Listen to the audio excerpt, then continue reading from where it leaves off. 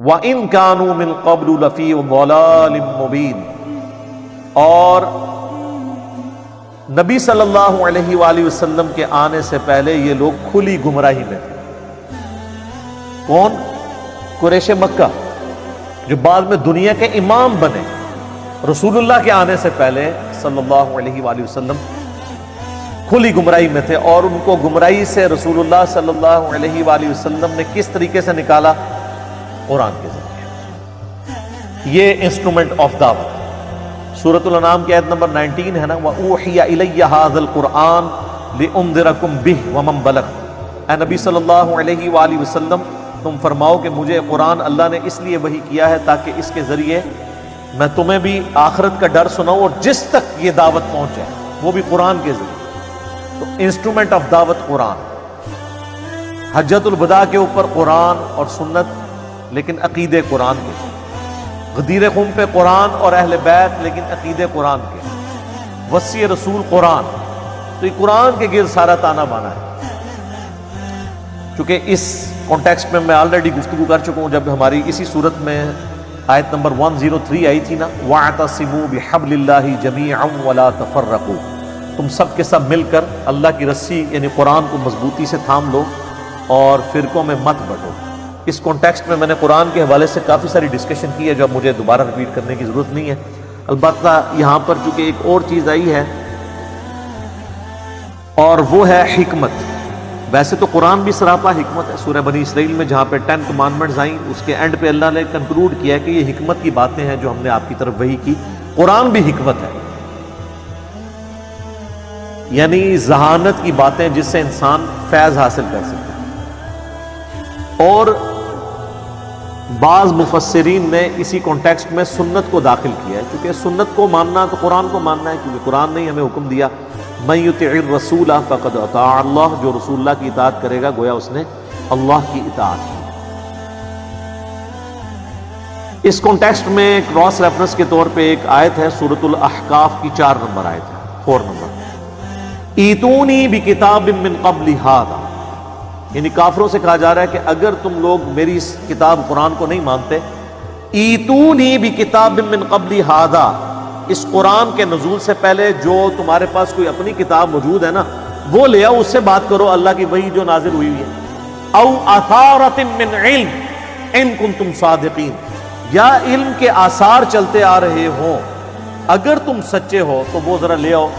تو علم کے آثار یعنی انبیاء کی تعلیمات، کیونکہ کتاب تو پہلے ذکر ہو چکا، ایتونی بکتاب من قبل ھذا او اثارۃ من علم، علم کے آثار اگر ہوں نبیوں کے تو لاؤ، اس سے بات کرو۔ وہی جو ہم کہتے ہیں کہ کتاب و سنت سے بات کرو، بزرگ بابوں سے یا سنی سنائی باتوں سے اور خوابوں سے بات نہ کرو۔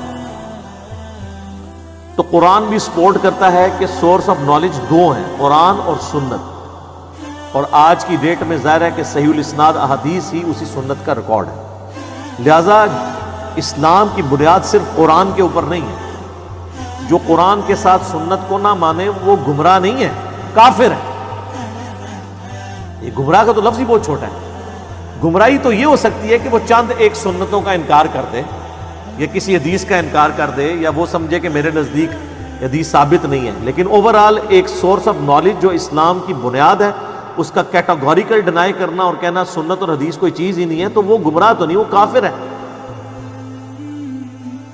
پورے کا پورا دین جو ہے وہ ان 2 ستونوں کے اوپر کھڑا ہے، اور اللہ تعالیٰ نے بھی دیکھیں کہ ہماری کتنی امپورٹنٹ چیزیں جو ہیں وہ سنت پہ ہی ڈیپینڈنٹ کرتی ہیں۔ قرآن میں کم و بیش 100 دفعہ تو نماز کی تاکید آئی ہے۔ ویسے ہم لوگ عموماً 700 دفعہ کہہ دیتے ہیں، پتہ نہیں یہ کسی نے کوئی ڈیٹیکٹ کر کے نکالا ہے، ہم نے جو کیلکولیٹ کی ہے ہمارے بھائیوں نے، تو وہ 100 سے زیادہ دفعہ نہیں بنتی، بہرحال اوورآل 100 دفعہ۔ میں نے بھی کئی دفعہ 700 بیان کیا، ہو سکتا ہے وہ ڈیٹیکٹ کر کے بنتی ہو، 100 دفعہ تو آئی ہے تاکہ۔ لیکن پورے قرآن میں نماز کا طریقہ اللہ نے نہیں بتایا، حالانکہ یہ بہت امپورٹنٹ تھا۔ چلے 100 کی جگہ اللہ تعالیٰ تو 1 دفعہ بھی تاکید کر دے تو کافی ہے۔ قرآن میں اکثر آیات جو امپورٹنٹ ہوتی ہیں وہ 2 دفعہ ہی آتی ہیں، اس سے زیادہ اس کو ریپیٹ نہیں کیا جاتا۔ شرک کے بارے میں آیت ہے تو وہ 2 دفعہ ہی آئی ہے سورہ نساء کے اندر، بعض اوقات کوئی 3 دفعہ یا 4 دفعہ آ گئی ہے، یا بعض اوقات کسی چیز کی اہمیت کے لیے 31 دفعہ آیا فَبِأَيِّ آلَاءِ رَبِّكُمَا تُكَذِّبَانِ، لیکن وہ ایک آیت کے ساتھ باقی آیات جڑی ہوئی ہیں جن کے بعد وہ رزلٹ کے طور پہ آتا ہے، آیت وہ ایک ہی ہے۔ تو اللہ تبارک و تعالیٰ نے نماز کا طریقہ قرآن میں نہیں بتایا، اس کو سنت پہ حدیث پہ چھوڑ دیا، جو عملی تواتر کے ذریعے بھی ٹرانسفر ہوئی اور ریٹن ریکارڈ کے ذریعے۔ اس پہ میں نے الگ سے ایک ویڈیو ریکارڈ کروا دی ہے انٹروڈکشن آف حدیث کے نام سے، اور ایک اور میری مجلس ہے، مجلس نمبر 96، جاوید احمد غامدی صاحب کے نظریات سے متعلق 20 سوالات، وہ آپ یوٹیوب پہ جا کے دیکھیں تو میں نے کافی تفصیل سے اس پہ گفتگو کی ہے۔ تو وہ سب کے سب بنیاد اسی کے اوپر ہے کہ نبی علیہ السلام جو ہے وہ اللہ کی آیات تلاوت کرتے ہیں، ان کو پاک کرتے ہیں، ان کو کتاب اور حکمت قرآن اور سنت سکھاتے ہیں، اور اس سے پہلے یہ کھلی گمراہی میں تھے۔ اور میں اس پہ جملہ بولتا ہوں کہ صحابہ تو قرآن کے نزول سے پہلے اور نبی علیہ السلام کی آمد سے پہلے کھلی گمراہی میں تھے، ہم قرآن کے آنے کے بعد بھی کھلی گمراہی میں ہیں، کیونکہ اس سے استفادہ نہیں کرتے۔ خالی نازل ہونے سے تو نہیں کوئی گمراہی سے نکل جائے گا، ورنہ تو ابو جہل بھی، اس کے سامنے بھی قرآن نازل ہوا تھا۔ آج کی ڈیٹ میں بھی وہ ابو جہل کی اولاد ہے جو قرآن و حدیث نہیں مانتا، چاہے وہ اپنا نام عبداللہ رکھ لے، لیکن وہ ابو جہل کی اولاد ہے، جب مان نہیں رہا۔ تو نبی علیہ السلام کے مبارک زمانے میں بھی اگر ابو جہل موجود ہے تو آج بھی موجود ہے، کافروں کو چھوڑ دیں مسلمانوں میں بھی موجود ہے۔ لیکن ایک مسلمان ہے اور اس کو بتایا جائے قرآن اور سنت میں یہ لکھا ہے وہ کہ میں نہیں مانتا، تو اب اس پہ کیا حکم لگایا جائے گا؟ وہ اس نے خود دیکھنا ہے کہ بھی میرا اب کیا حشر ہوگا، مجھے کس کے ساتھ اٹھایا جائے گا۔ تو نبی علیہ السلام کی تعلیمات کا جو انسٹرومنٹ آف دعویٰ ہے وہ قرآن ہے، اور آپ علیہ السلام نے قرآن کے ذریعے تلاوت کر کے یتلو علیہم آیاتہ، قرآن کی آیات تلاوت کی، ویزکیہم، اور اس سے ان کو پاک کیا۔ کیسا پاک کیا کہ 13 سالہ مکی دور میں 5 نمازیں ہے ہی نہیں تھی، رات کو قیام ہوتا تھا، اس میں قرآن صحابہ سنتے تھے حضور علیہ السلام کے پیچھے، آدھی رات بعض کا 2/3 رات تک کھڑے ہو کر قرآن سنتے تھے، یاد کرتے تھے، وہ ان کی اپنی زبان میں تھا، اس سے ان کا دل پاک ہوتا رہا۔ ہوئے تو 125 بندے مسلمان 13 سال میں، لیکن وہ 125 نے پھر ایسی دعوت لانچ کی ہے کہ ود ان 17 ایئرس جو ہے رومن اور پرشین امپائر بھی الٹ کے رکھ دیا، وہ قرآن کے ذریعے۔ قرآن وہ کتاب تھی جس کے ذریعے اللہ تعالیٰ نے جو ہے نا وہ تلپٹ کر دی ہر چیز۔ میرا یوٹیوب کے اوپر ایک کلپ بھی اپلوڈڈ ہے جب عرب میں قرآن آیا، اس میں نے بتایا کہ عرب کے لوگوں میں 2 خامیاں تھیں اور 2 خوبیاں تھیں۔ خامیاں یہ تھی کہ چٹے ان پڑھ تھے، جاہل، یہ ان کے اندر خامی موجود تھی۔ اللہ تعالیٰ نے ان کی خامی اس طرح دور کی کہ ان کی اپنی زبان میں انہیں کتاب دے دی، جو ان کو پڑھنے کی بھی ضرورت نہیں تھی، وہ سنتے تھے اور یاد کر لیتے تھے۔ اب مجھے بتائیں، جس نے سورۃ المائدہ، سورہ النساء اور سورہ آل عمران زبانی یاد کی ہوں، اس کے سامنے کون سا پادری یہود و نصارہ کا کھڑا ہو سکتا ہے؟ دوسری خامی تھی کہ طوائف الملوکی تھی، آپس میں لڑتے رہتے تھے، ایک جھنڈے کے نیچے جمع ہی نہیں ہوتے تھے۔ اللہ تعالیٰ نے محمد رسول اللہ صلی اللہ علیہ وآلہ وسلم کی مبارک ذات کی شکل میں انہیں ایک ایسا لیڈر دیا کہ سب لوگ ایک جھنڈے کے نیچے جمع ہو، تو سر پھر دنیا کی سپر پاور ان کا کیا مقابلہ کر سکتی تھی؟ علم بھی مل گیا، لیڈر بھی مل گیا، اور 2 خوبیاں تھیں ان میں، جنگجو تھے لیکن آپس میں لڑتے تھے۔ ان کو یہ اندازہ ہی نہیں تھا اگر ہم اکٹھے ہو جائیں تو ہم دنیا کی سپر پاورز کو بھی الٹ سکتے ہیں، کیونکہ وہ سپر پاورز تو وہ آرام اور آرائش کی زندگی گزار رہے تھے، یہ ٹف ماحول کے ریگستانی لوگ کتنے دن فاقوں میں گزارنے، ریگستانوں میں سفر کرنا، ان کا کون مقابلہ کر سکتا تھا؟ یہ ان کے اندر خوبی تھی۔ اور دوسری خوبی یہ تھی کہ جب کسی کو زبان دیتے تھے نا، بیعت کر لیتے تھے نا، پھر گردن ہی کٹتی تھی، اس سے پیچھے نہیں ہٹتے تھے۔ یہ 2 خوبیاں اللہ نے ان کی یوٹیلائز کی اور 2 خامیاں دور کر دی، قرآن کی شکل میں اور محمد رسول اللہ صلی اللہ علیہ وآلہ وسلم کی شکل میں۔ تو سر پھر کون سی دنیا کی سپر پاور ان کا مقابلہ کر سکتی تھی؟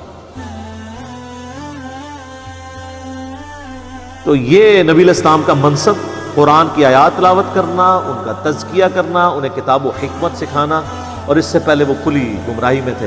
اور پھر دیکھیں بعد میں انہوں نے جس طریقے سے اس گمراہی سے نکلے ہیں کہ دنیا کے ہر کونے تک اللہ کی توحید کا پیغام پہنچایا. صحیح مسلم میں حدیث ہے اللہ تعالیٰ اس کتاب کی وجہ سے قوموں کو عروج دے گا اور اس کتاب کی وجہ سے قوموں کو ذلیل کرے گا. صحیح مسلم کی اس حدیث کی ٹرانسلیشن کی تھی جواب شکوہ میں ڈاکٹر اقبال نے.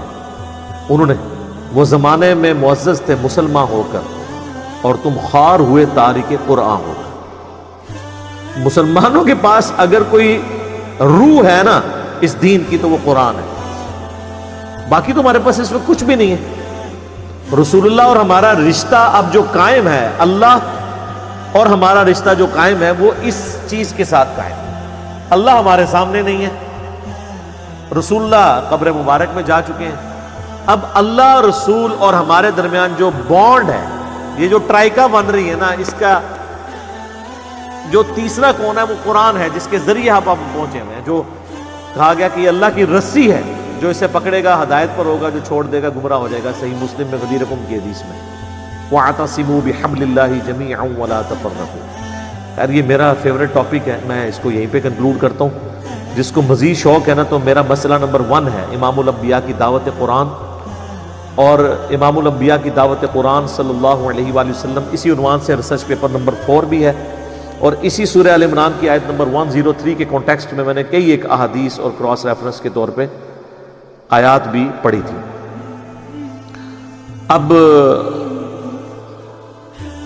یہ اللہ تعالیٰ کا احسان اہل ایمان کے اوپر اللہ تعالیٰ نے جتایا کہ یہ رسول اللہ اور اللہ کی کتاب یہ احسان ہے جس کے ذریعے تمہیں اللہ نے گمراہیوں سے نکالا.